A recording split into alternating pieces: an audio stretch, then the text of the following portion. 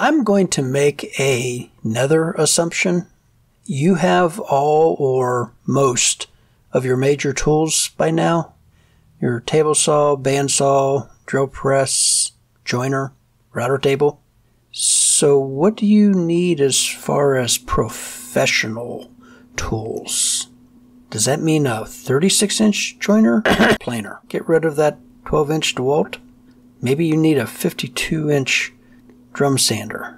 Welcome back, everyone. My name is Roger Kugler. You're here at At Woodworking Podcast, and I'm going to try to answer some of those questions for you during this episode on professional tools in your workshop. You know, if you go out and walk into most professional shops, which I hope you already have by now, you're going to recognize the vast majority of the tools there.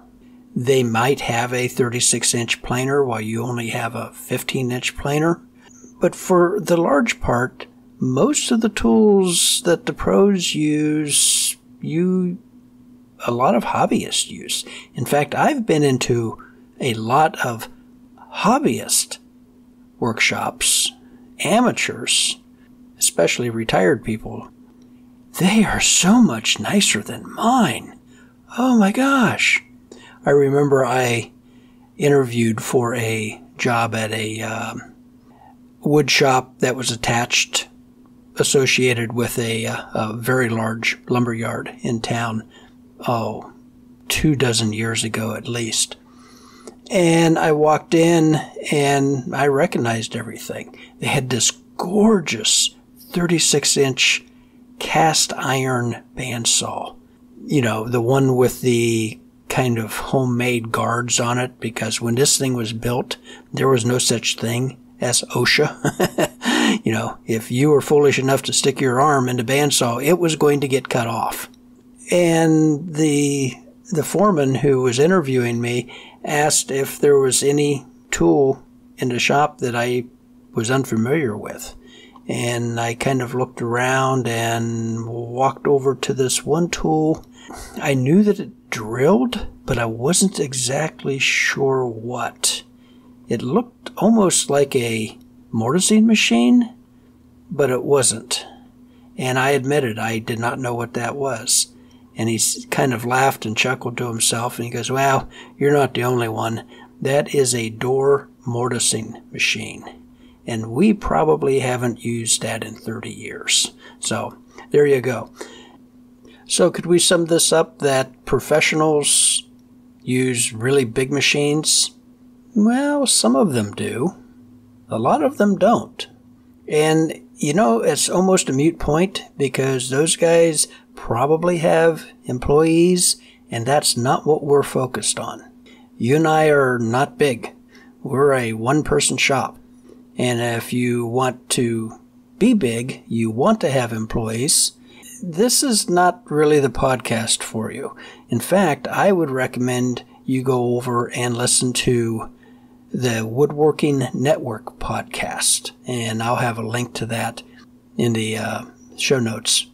It's a wonderful podcast, particularly targeting the, I'd say, small to medium-sized woodworking companies, probably, I'll say 5 to 100 employees. They get into some really gnarly stuff.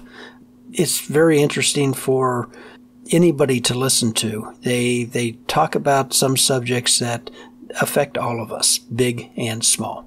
Anyway, so what are professional grade tools? That $5,000 Powermatic BP3000, 5 horsepower, 230 VAC with a 50-inch rip fence. Yeah, I'd probably say that's a professional tool, although don't be surprised if you see that in a retired lawyer's workshop. Nothing against retired lawyers. You're just as likely to see a $500 DeWalt job site table saw.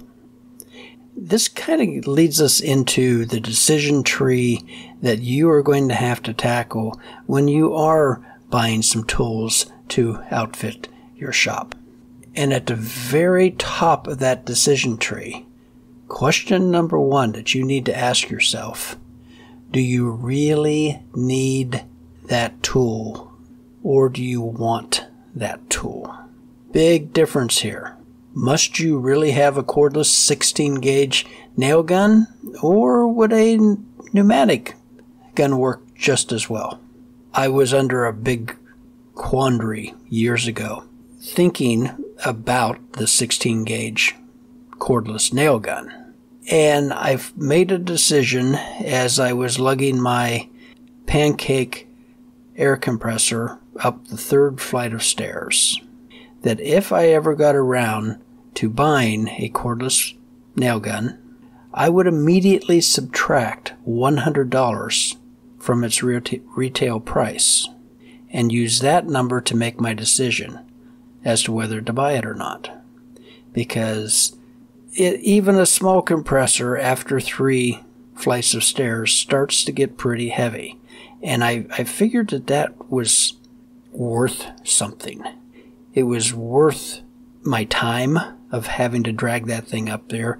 It was worth the wear and tear on my body, dragging that thing up there. And if I was going to do this for another 50 times, would it be worth actually investing into a 16 gauge cordless nailer?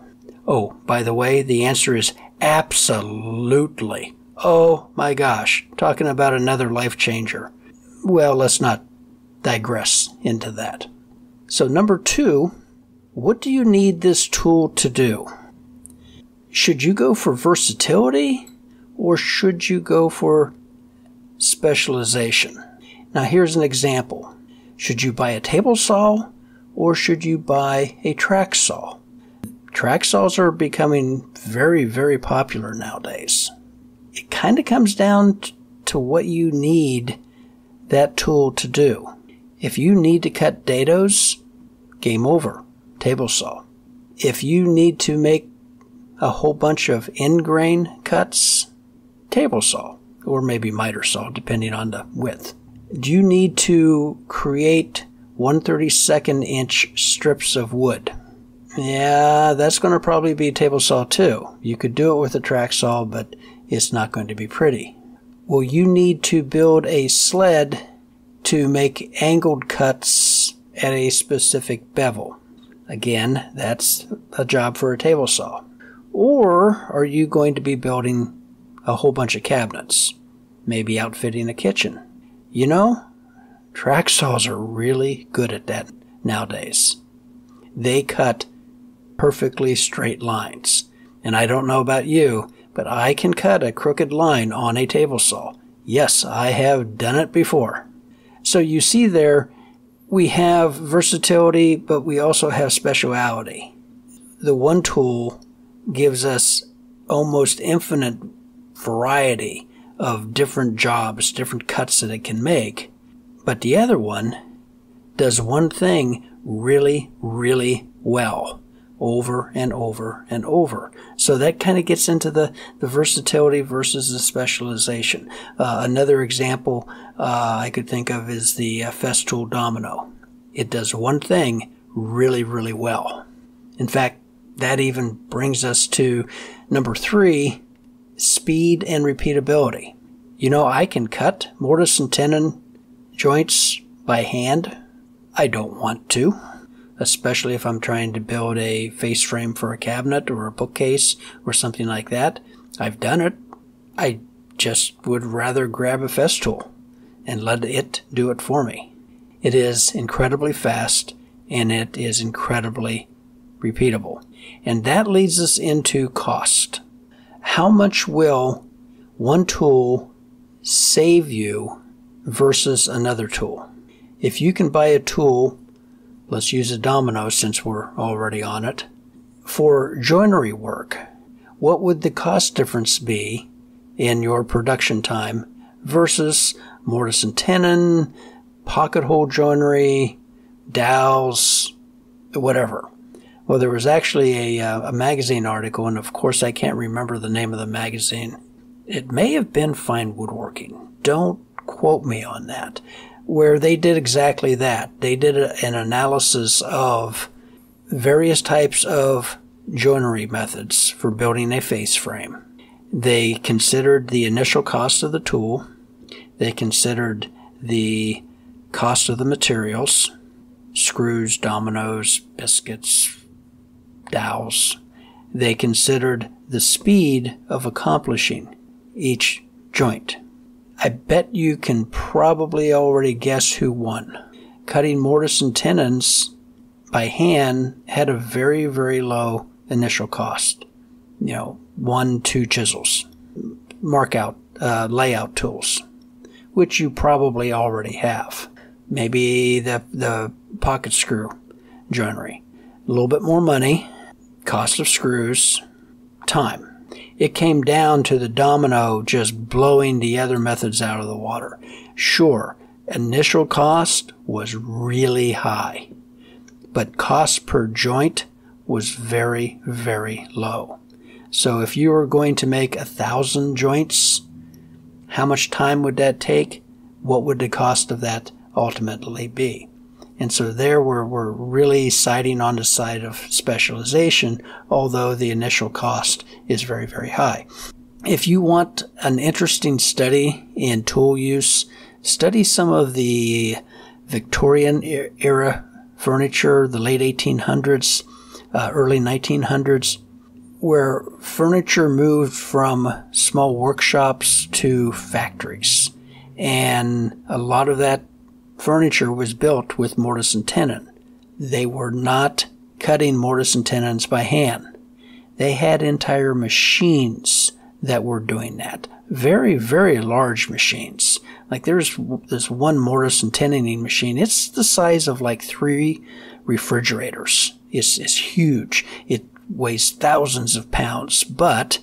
And they figured out that if they invested the money in this machine, the number of joints over the next 20 years would easily pay for the machine and drastically increase their profit on that product because of the speed, efficiency, and accuracy of making the mortise and tenon joinery. So this isn't new. We've been doing this for, several hundred years.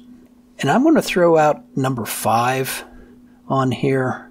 And it's the question that's probably the hardest to ask yourself. What do you really need to get this job done? Can you do this job with a straight edge and your circular saw? Or do you really need a track saw system? And that's where that need and want quandary comes back up. So to me, it just kind of comes down to cash. Do I have the cash on hand to make that purchase? Or sometimes I'll carrot and stick myself that if I get this big job done, then I will buy that tool. Sometimes I have made the decision to buy the tool to get that big job done. And that's worked out well too. Just make sure that you have the job and you don't spend $500,000, $2,000 on a tool and then that job falls through. That is not good. So ultimately, you get to decide. This is your business after all. So you get to decide, I really would like a new table saw. But of course the kid needs braces. I'm going to leave that one up to you. So, where do you buy your tools? You could buy retail. There's a lot of, Woodcraft, Rockler, type stores around. You could buy online. You could buy from a professional woodworking shop. Usually these are located in large cities or in centers that have a very strong, woodworking industry built around them. You might not get the best deal on a more, pedestrian type tool. You might actually get a better price at like a Woodcraft or a Rockler. A lot of those stores, they're really after the higher end machinery, so they don't get down into the lower end tools so much, but they're certainly, worth, giving a look. You can shop online. That's probably the best way of comparing prices. And of course, you've got to compare, service and delivery and all the other things that go along with that. If I'm buying a really expensive tool, I like to look at it. So that kind of lends a little bit more to buying local. And, for a lot of your lower priced tools, there's the big box stores, the big orange, the big blue, the big green. So what about buying new versus used? Should you even mess with used tools? I think you should. I have a lot of used tools, and with only one or two exceptions, they've all turned out to be very good. I love to shop auctions. If there's a particular tool that I'm looking for, I'll also go on to Craigslist. And don't be afraid to visit one of your competitors and just kind of chat them up. And by the way, you wouldn't happen to have an old bandsaw that you're, no longer using. I'm not looking for anything very big, 12, 14, 16 inch, something like that. You'd be surprised. They may have one stuck over in a corner with about 3 inches of dust on top of it that hasn't moved in 10 years. And they would be more than happy to help you load that onto your vehicle and just get it out of here. Okay, let's talk about what I consider one of the big differences between professional grade tools and hobby grade tools. And this was told to me by Mark Adams of the Mark Adams Woodworking School here in Indiana. He had contact with a major tool manufacturer, and they were wanting to design a new router, and they had hired him as a consultant. And one of the things that he discovered was that very often the engineers and designers of a new tool aren't woodworkers, and they've never really used these tools before. So hence, hiring someone who has. And they explained to him that there's a huge difference between making a $50 router and a $400 router. Obviously, the quality of the parts that go into the router. The $50 router is basically all plastic, fairly low-grade plastic at that, where the $400 router is going to be much higher-grade plastic and probably a lot more metal. But the big difference was the price points that they were positioning their tools at. They needed a $50 router because they had done research and they found that the average person who buys a $50 router uses it for approximately, I believe it was 7 minutes. And the engineer explained that a guy comes out on a Saturday to a big box store and he wants to buy a router because he watched some guy on TV or on YouTube or his uncle, had a router and he was really impressed by it. So he buys this router. And he takes it home. He takes it out of the box. He reads the instruction manual, from cover to cover. Well, at least the English part. No, they don't do that. And plugs the thing in and turns it on and it screams. And he turns it off and he puts it back in the box and it goes up onto the top shelf and it's sold at a yard sale 5 years later for $7. Versus the professional who is going to run a router for 5, 6, 7 hours a day. And this is called duty cycle. How long do they expect this machine to run at a time? The $50 router, they expect someone to operate that for like 7 minutes at a time every other weekend when there wasn't a good ball game on. And the total life expectancy of that router was like 49 hours. After the 49th hour of it running, it would self-destruct.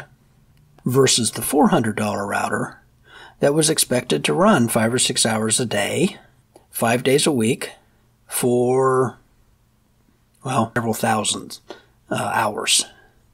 Another example of duty cycle would be my little DeWalt lunchbox planer.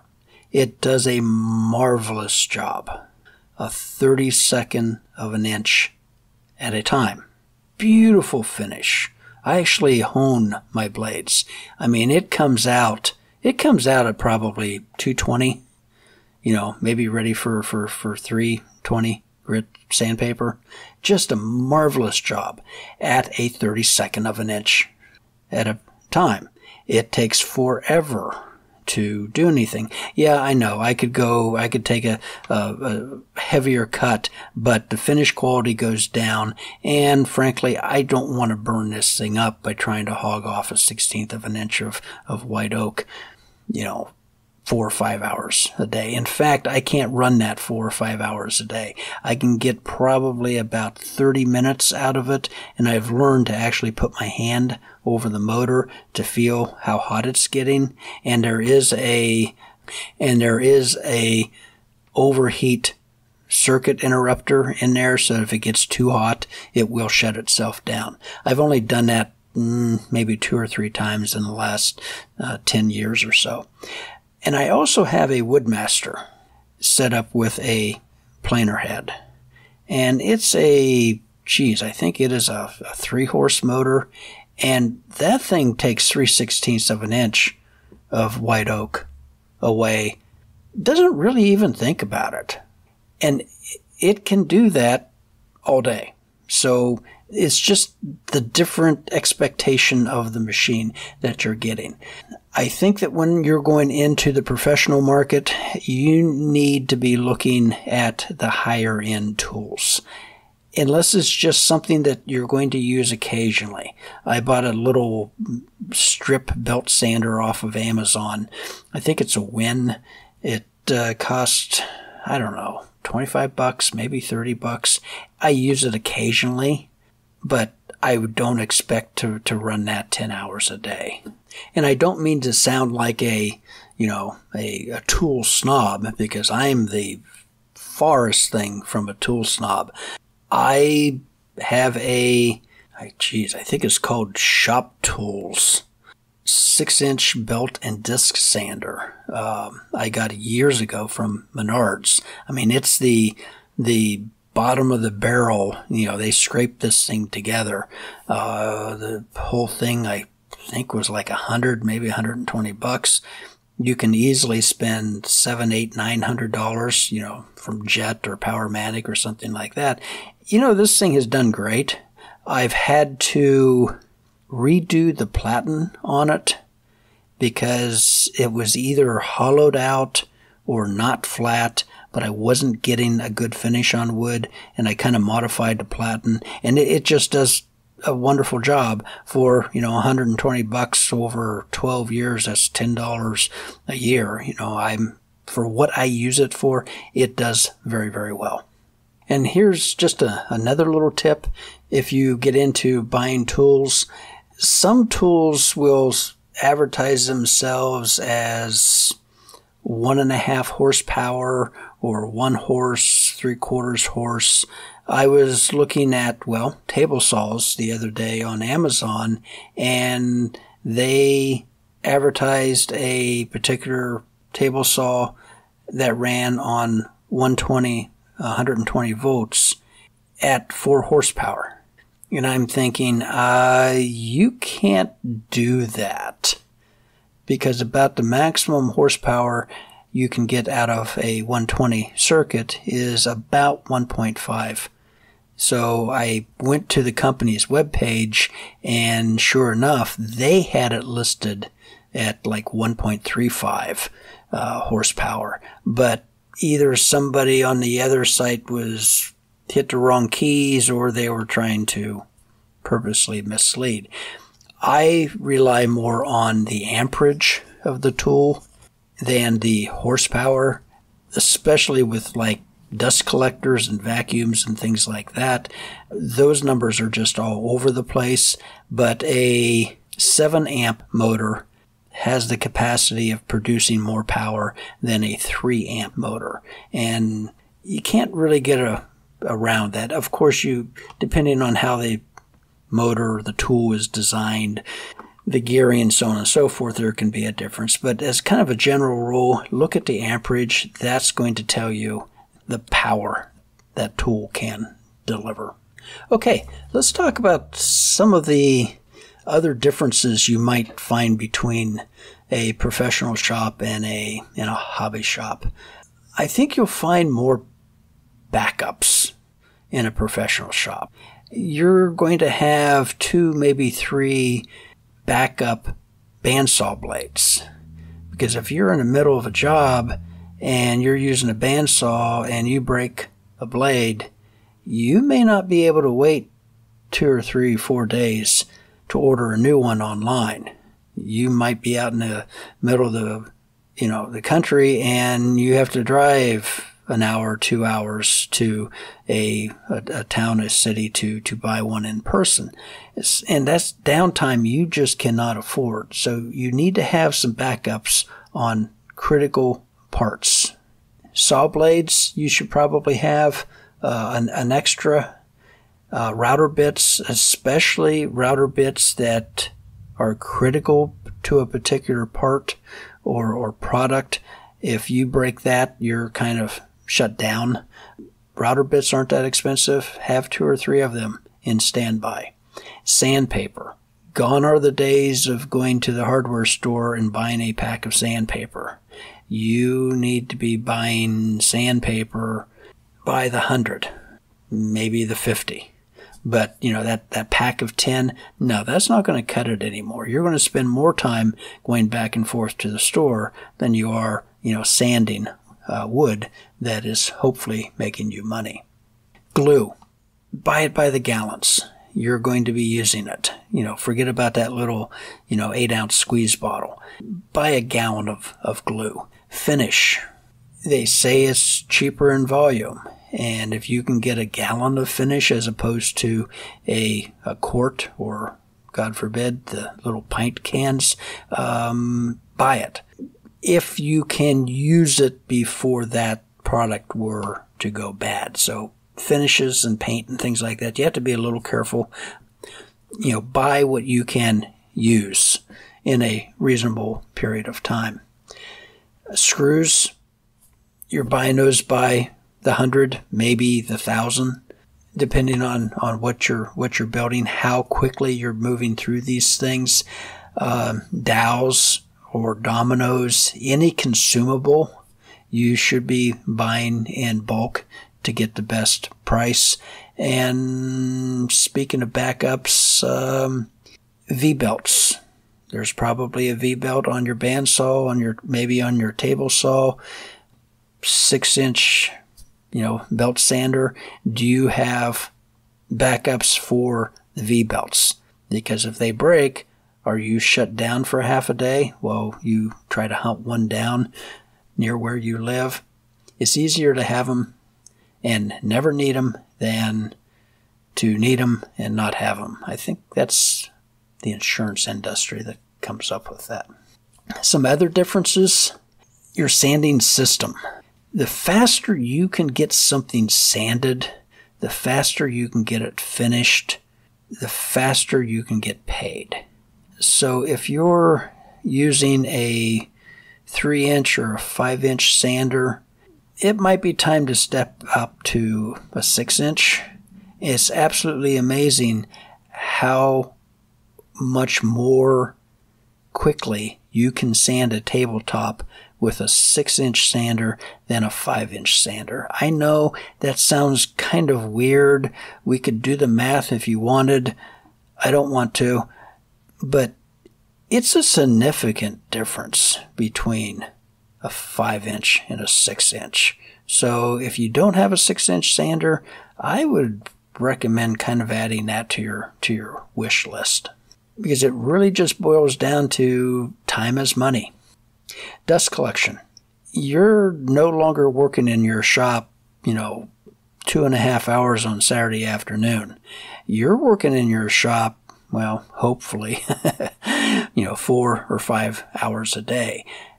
And the rest of the time you're probably spending in the office, taking care of emails and phone calls and ordering product and writing out bids and trying to get people to pay you, so on and so forth. But you need good dust collection. You don't want to be breathing this stuff. And good dust collection means collected at the source. I have a circular saw, a Porter cable circular saw that I bought 20 years ago. It was used. That thing may be 30 years old, and it is just a workhorse. It's a 15 amp. I don't know what the horsepower rating is. It's a 15 amp. That's as highest as you can get on a household circuit without going into like 220. And it just cuts. It will walk through white oak like it's just butter. But it's getting old, and it's getting a little cranky. And I thought maybe I should replace this. The one thing that this has that I really love is a dust collection port at the leading edge of the blade. I hook the vacuum up to it. It just collects 96% of the dust. It does a very, very good job. So I did a little bit of online shopping for a new circular saw, and guess what?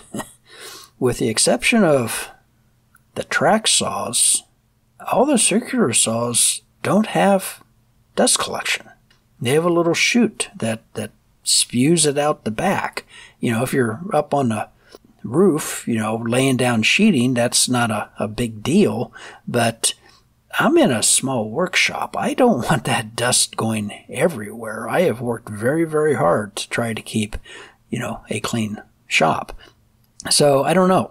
I might see about reconditioning this saw. Should you put money into a 30-year-old saw?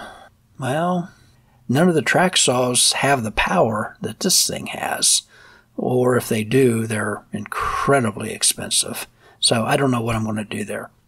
But think about that dust collection. Get what you can.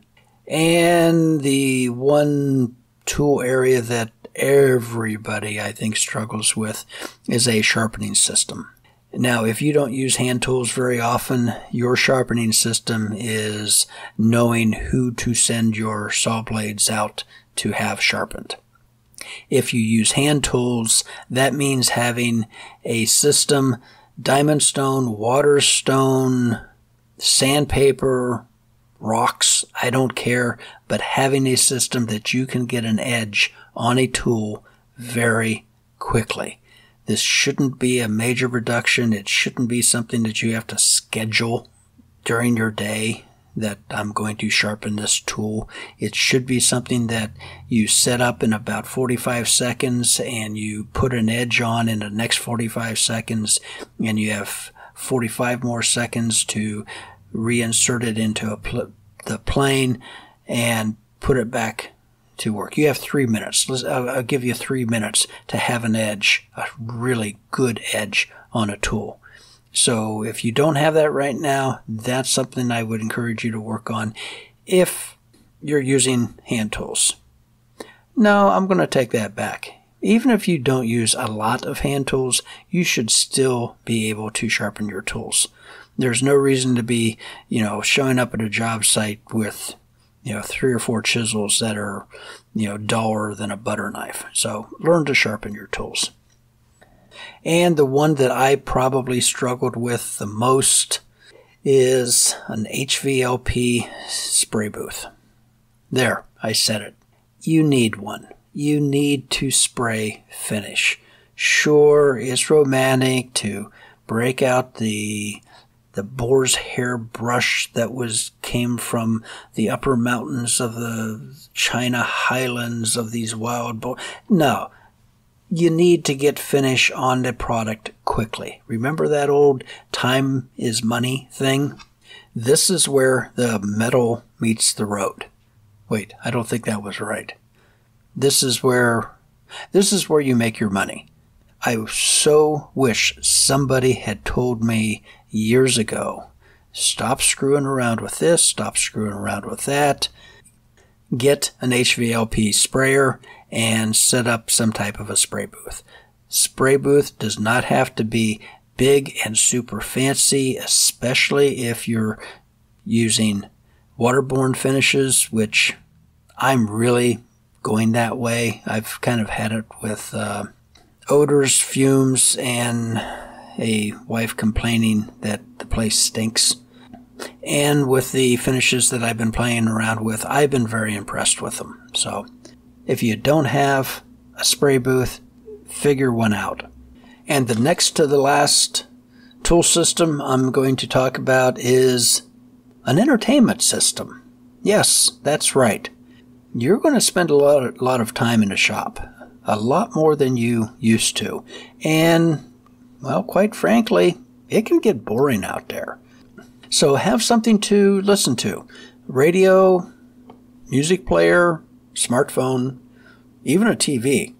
And I think the important thing is that if you are listening to something and you're using power tools and the phone rings, you have a way of hearing the phone. If I'm using my Bluetooth headphones and the phone rings, it cuts the Bluetooth out. And so I know to look over at the phone, and I can see that the phone app has popped up, and I can stop what I'm doing and go answer the phone, or not.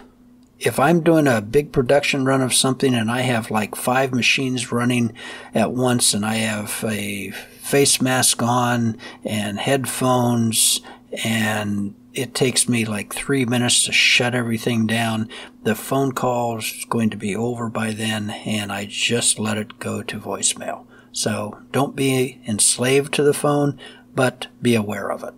And the last, but certainly not least tool in the workshop, your brain.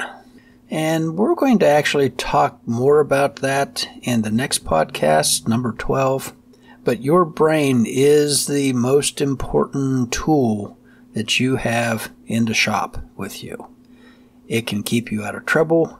It can save you from harm. It can make you money if you use it right. And we'll get into more on that next time. So that about wraps up this episode. The recommendation of the week is the woodworkingnetwork.com.